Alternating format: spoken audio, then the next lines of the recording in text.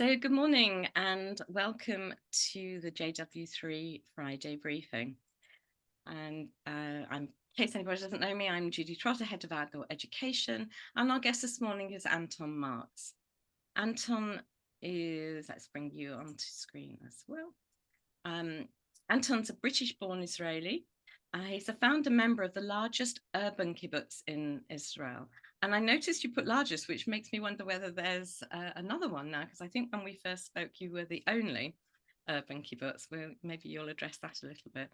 He's been an educator for 30 years, and his passion for Tikkun Olam, Jewish history, the kibbutz, Israeli politics, identity and culture, a recipe for engaging and challenging sessions.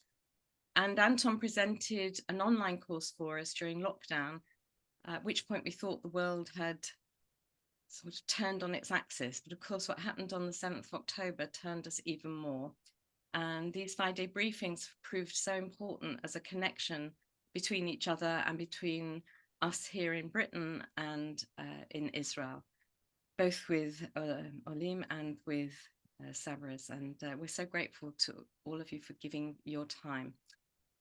As always, please put your questions for Anton in the chat so that I can pose them for you in our 30 minutes together. Anton, welcome. This is not an easy task, but please share with us what's uppermost on your mind this week. And thank you so much for agreeing to join us, and over to you.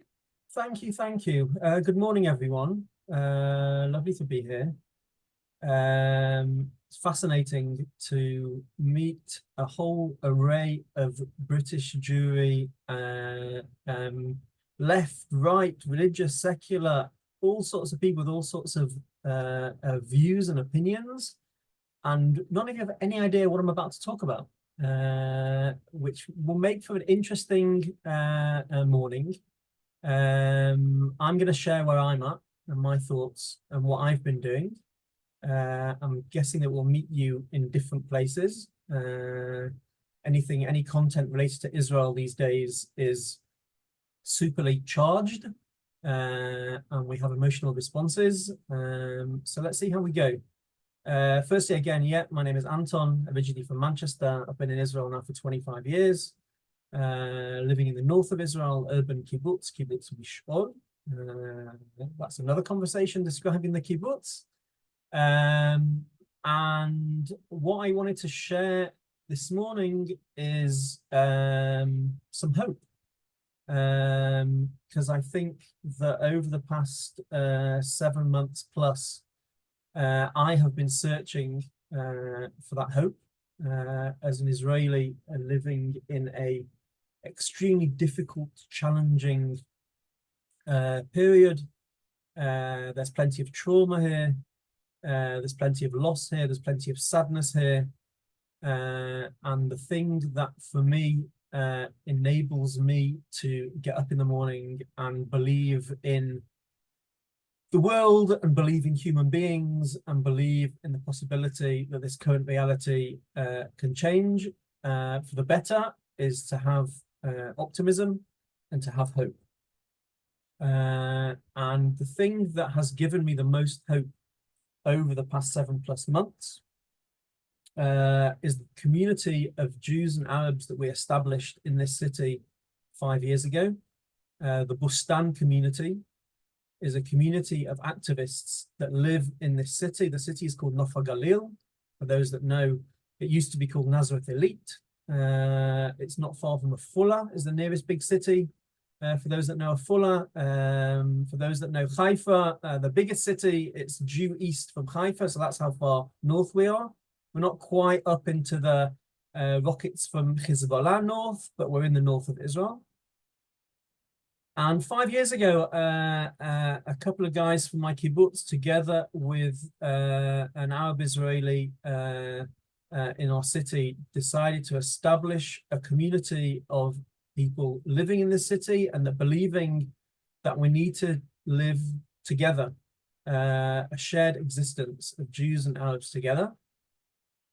And it's been a long journey, those 5 years, ups and downs, a roller coaster. When there are wars and operations, then things get tense in the city, and those are challenges. And so I wanted to describe to you all what the Bustan community does day to day, and specifically about last weekend. I mean, I'll start zooming in. Last weekend, Friday, Saturday, Sunday, we held a happening in our community garden. We established a community garden that's a couple of years old, in one of the grounds of one of the public buildings in the city. And it's a place where we have regulars that work there a couple of times a week, work there. It's voluntary. Planting, composting, working in the garden, again, together, Jews and Arabs. And last weekend, it was an opportunity to go there and work in the garden together with bigger numbers and do more significant work. But also we painted a mural on the side of the public building. And so I wanted to start with that. I wanted to show you pictures of that activity, because as you can imagine, the reality in Israel and the inertia generally in Israel is pulling people apart. And we specifically in this city are trying to bring people together at this moment of crisis. And it's very much pushing against the flow, pushing against the mainstream, that Jews and Arabs can actually meet, can enjoy, can smile, can have a partnership, when everything else is saying the exact opposite. From international news to the national news, to all over this country, people are scared of one another, and it's, for me and for us, it's all the more important, specifically at this time, to work through those challenges, because we're not going anywhere. The Jewish people in Israel are not going anywhere, and the Arab citizens of Israel are also not going anywhere. And so it's about trying to make it work. So I want to share, with your permission, I want to share photos from the event. So I'm going to share my screen. Can you see the screen? Can you see that? Yeah. Yep. So there's me in my Manchester United shirt with my daughter towards the right of the picture. This is the mural. There's an Arabic saying that she's going to be in Arabic and in Hebrew. This was the point when only the Arabic had been painted on. And you can see it's a mural of hope. There's people working in the garden. The kids, you can't see it, but low down where the kids could get to, there are drawings of snails and strawberries and plants and things that are in the community garden. So I'm just going to flick through some of the pictures just so you get an idea of, here you can see the full picture without people in front of it. The Bustan community, that's our logo. Bustan means an orchard. We chose that word also because it's the same word in Hebrew and in Arabic. An orchard, fruit of growth, of rebirth, of people, of a variety coexisting together. So you can see all the little diamond shapes here with animals and flowers and plants. And here's the community garden. And here's me taking some of the wood cuttings which we got from our municipality. We emptied this whole skip here to put in the garden for composting. And there was lots of kids that came, that got involved. Here we have a couple here. We've got these crates, filled it with soil and planting there. It might be, in another time, it might be really banal to say it. But if you notice these pictures, people are smiling. And I don't know, it's not obvious to say that these days, unfortunately, painfully, that's the reality that we're living in. But we came together over 3 days, Friday, Saturday, Sunday, painting, planting. So this is one of the projects of the Bustan. And I want to go on and tell you a little bit more about what we do and why. So I've stopped the screen sharing. Can you see me now? Okay. So as I said, 5 years ago, a couple of members of the kibbutz, along with a friend, an Arab Israeli from the city, decided to establish this organization. They are the steering committee. They are paid part-time through a non-profit organization that we established. Around them, there is a steering committee of another 3 Jews and 3 Arabs. I'm one of those people that it helps the paid workers problem solve and give direction and yearly summaries and work programs for the following year. And then around the 6 of us, there's a group of about 20, and that's the leadership group. And we meet every 3 weeks or so. Whether we celebrate festivals together, that's one of the beautiful things about the Bustan community, is that today I have a whole load more festivals than I used to have when I was a British Jew in North Manchester. I had 1 set of festivals. Now I celebrate with my partners in the city in their houses, Sukkot and Chanukah, but also Ramadan and also Easter. And their celebrations that we have together. So that's the leadership group. We currently every 3 weeks meet because the current project that we're involved in is we're working with a professional documentary filmmaker, and he is helping us put together narrative documentary films. We've been doing it for about 3 months, and we're going to finish in the summer. And we're split into groups, and we're working on writing it, recording it, editing it, and those are the stories that we have that we're putting down, that we're recording of our experiences from the 7th of October until today. But we've done lots and lots of other things. We do events in the park, treasure hunts and games for the wider Bustan community, which is a few hundred people that come to our events from this city. Again, Jews and Arabs. We do hiking for families on Shabbat mornings. We're currently doing empathy circles where people can come and sit and talk and share about where they're at emotionally, which is facilitated by, again, professional professionals that are able to do that guidance, that emotional guidance, Jews and Arabs together. We've got a community theatre which ran for the whole of last year and is about to start up again. A group of people that are working generally using playback. If anyone's familiar with the playback method of drama. So that's the community theatre that we have. We do solidarity visits too, which means that if somebody from the city is attacked, and unfortunately there have been over the years hate crimes, Jews perpetrating on Arabs and Arabs perpetrated on Jews. So we go as a group of Jews and Arabs to their house and we say, this is happening not in our name. We don't believe in violence. We believe people can live together. Extremely emotional and important solidarity visits. We've been to hospitals, giving flowers to the hospital staff to thank them for the work that they're doing. Again, hospital in Jewish neighborhoods, hospitals in Nazareth, in the city next door. And I guess more than anything, we're friends. We hang out with each other.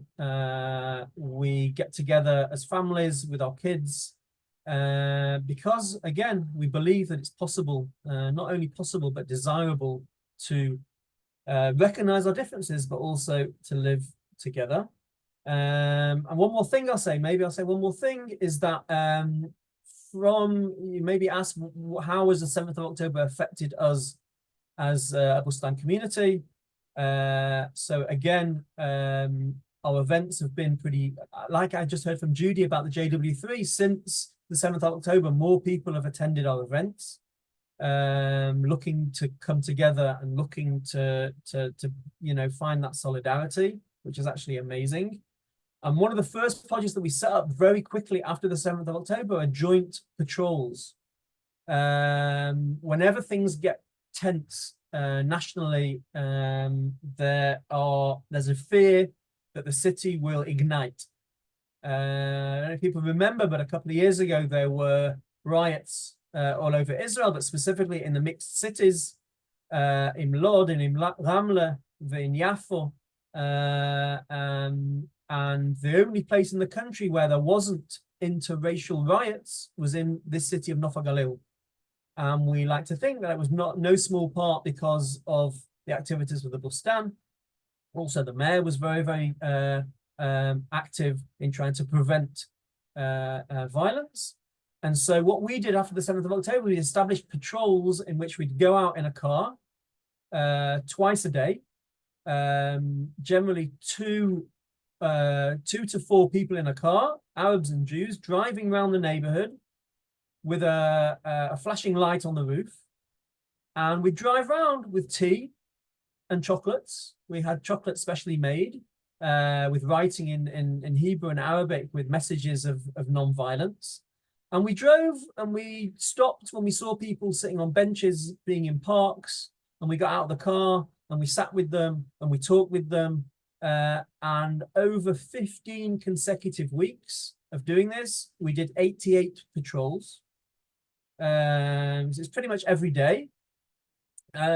We had people from 18 years old in the cars up until 81 years old. And there were 60 different people that took part. And this was a really, really powerful way of us taking responsibility for the difficult reality and saying, how can we just meet and talk to people in the neighborhood, in the city? So I guess that's my hope. My hope right now is that we're able to continue these activities even when things are dark and everything's telling us that it's not possible to live together. I'm going to stop there. I don't know whether there were questions, but now's your time to ask. Yes, thank you. Gosh, that was so powerful and so different to other presentations we've had. And as you said, it gave us some hope to hear a story like that. So we do have questions. Two are on language. So what language do you do communal things in? And do many people on the kibbutz in the town speak or are learning to speak Arabic? Obviously, the Jews are already doing it, which would obviously be important for complete communication. That's a great question. That's a great question. So we started Hebrew lessons and Arabic lessons to offer those lessons to the wider Bustan community. So members of not just members of the leadership group, but members that are more involved in the Bustan community said, we want to open up lessons. It was started with COVID, so they were online at the start, inviting people to learn the languages, the different languages. So yeah, we found ourselves teaching people Hebrew and teaching people Arabic. Those lessons currently stopped at the beginning, in the middle of the year, and people are continuing in all sorts of different ways to continue learning the languages.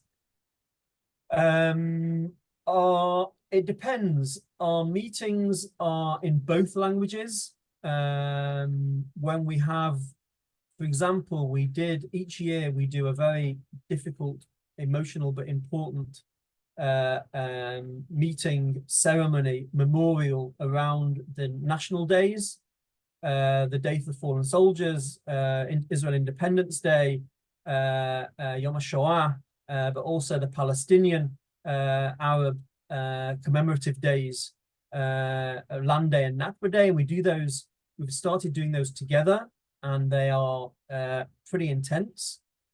And those are in both Hebrew and Arabic, and everything's translated into the other language. Most of our regular meetings are done in Hebrew because that's the language that everyone speaks.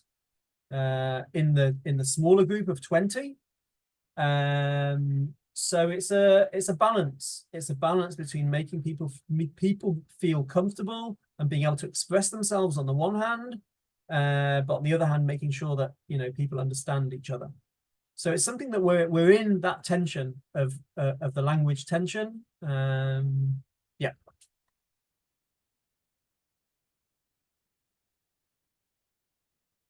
You're on mute, Judy. I was just typing a message, and it always makes noise. So I'll ask how to get this out so that people hear about it. Could you please tell the world you're living with the Arabs, together with the Arabs? Most people who are protesting against Israelis and Jews have never been to Israel. I guess part of the answer to that is people don't want to hear it either. But do you try and publicize what you're doing outside, or is it just too much to think about? I have been over the past couple of years pushing specifically the coordinators of the Bustan community to move in that direction of English and letting the world know. I think we all agree that it's really, really important that we have a message here and we have something to say which is different from what people are hearing otherwise. That there is a possibility and there is hope and there is people living together and working together and smiling together and laughing together and doing constructive things together. For the first 5 years, it hasn't been a priority. The priority has been to build this community, which takes a lot of effort and a lot of energy. And, you know, it's extremely fragile when things kick off. So it hasn't been the focus to, like, you know, shout from the rooftops and get international press and you know, there's no materials in English anywhere. There's a Facebook page and it's all in Hebrew and Arabic. I don't think there's even a website so far, and it's just grassroots activism of people doing things and not talking about things but doing things. But for the last couple of years, I've been pushing more and more that I think it's something that's important that we celebrate, and it's something that we let people know that it's a possibility and that it's happening. And so I hope very, very soon that we'll have an English language website, we'll have an English language social media, we'll have a newsletter, we'll have a podcast. These are some of the things that I am hoping that will happen soon. But up until now, there's none of that stuff because, again, we've just been busy doing it. And I think you're right. So, and you were talking about the films you're making, the documentary films. Obviously, we'd love to show those at JW3. Are you also considering, I'm assuming they're in Hebrew and Arabic. Are you thinking of subtitling it, or would that be something you think of? Currently, we're at the stage of putting it together for ourselves. Yeah. We've not made any commitments to show them to anyone. I think one of the things that has been really, really clear since October 7th, and I don't know how many of us here on the call are familiar with it, but there's been a silencing of Arab voices in Israel specifically, censorship, and a fear to open their mouths to express just how they're feeling post October 7th.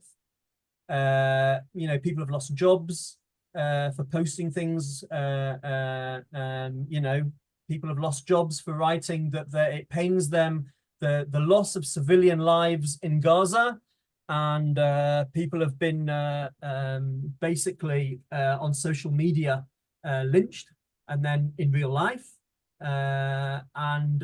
So specifically the Arab participants in the documentary filmmaking are hesitant about exactly what's going to happen with the final product of the films.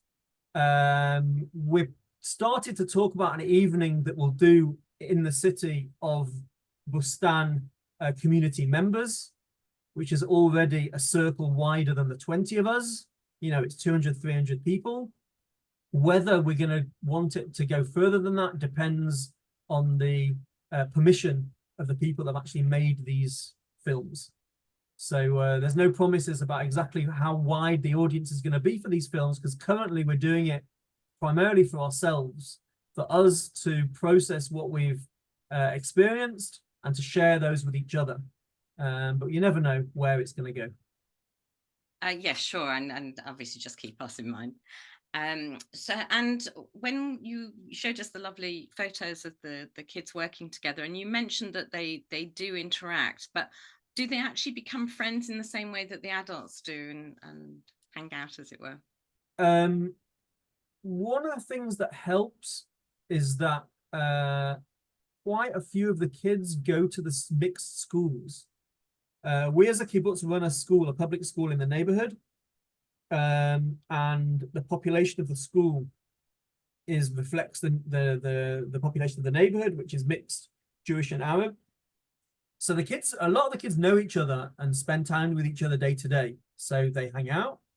It's more of a challenge with the kids because there's the language gap. A lot of Arab kids in the city go to Arab language schools in Nazareth and therefore don't have the Hebrew in order to communicate. And obviously the Jewish kids don't have Arabic, they don't learn Arabic to that level. So it's a much more of a challenge, but the beauty of a community garden is they can work together. And the language is working with their hands, and the language is each one holding a part that one side of the wheelbarrow to push the soil from one place to the next, and they can do that together without an enormous amount of shared language. So it happens, but it's a lot more of a challenge. Absolutely. And you in your bio that you sent me, you said this was the largest one. Does that mean there are others? There are lots and lots and lots of urban kibbutzim all over the country, north, south, east, and west.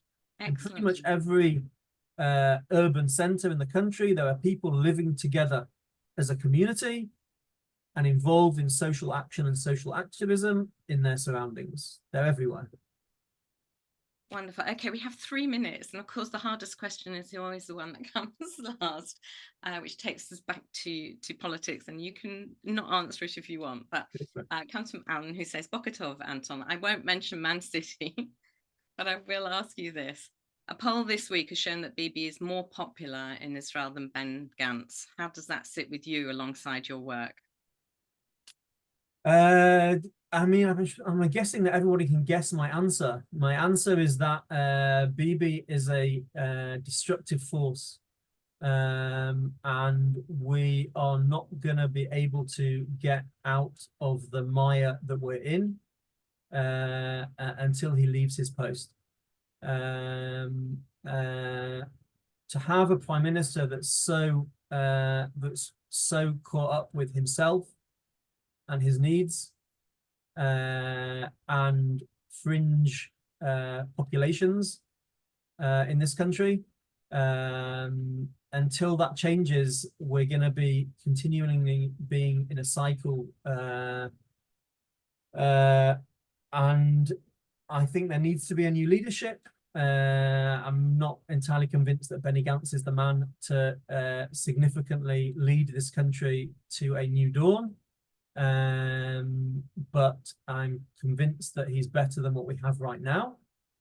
It's hard seeing what can be done on the ground and seeing how the leadership is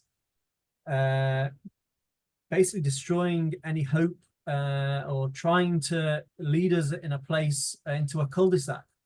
That's my feeling. And that if we had real leadership that really cared about changing the dynamic and changing the situation rather than trying to contain a current situation, which, as we can see, is uncontainable, we're going to be stuck in this cycle. So, yeah, on the one hand, I'm focusing my energies and efforts on grassroots local activism, but it's clear to me that without a national vision and someone to take us there, it's going to be, piecemeal.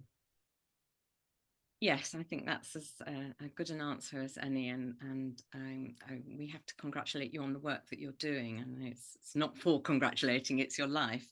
But thank you so much for sharing it with us, so that we can also feel some hope. Some weeks it feels like there's very little around, and the depression that's over Israel and therefore extends to us is so high. It's so good to find pockets of hope that can get us through it. as we always do as a people, and we have to stay hopeful. So thank you so much for joining us this morning. I hope you'll come back. You're very welcome.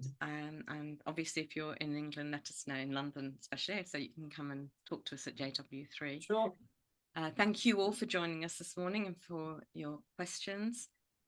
Thank you, Ingrid. And Victoria says thank you so much, Anton, for such an interesting session.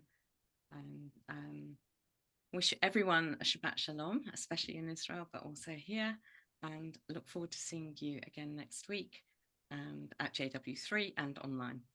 And take care, everyone. Thank you, Anton. Shabbat Shalom.